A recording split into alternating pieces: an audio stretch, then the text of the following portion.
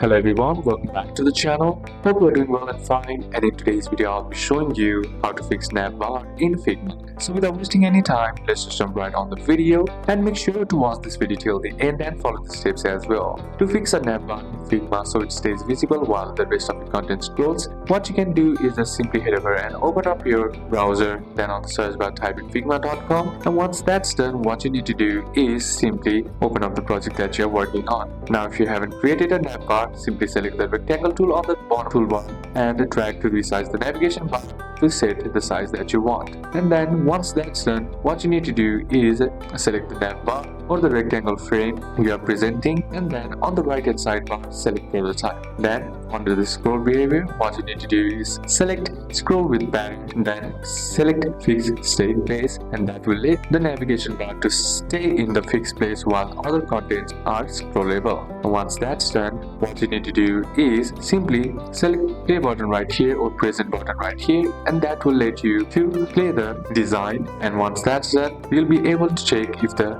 navigation bar is shown or not, and if it's not shown, head over back and then simply select it once again, and then head over to the constraint sections and select fix scroll position when scrolling. So these are a couple of steps that you can apply, and that's it for today's video guys. Hope this video was useful to you. Leave a like if it did, comment down any questions that you have, and see you soon on the next one.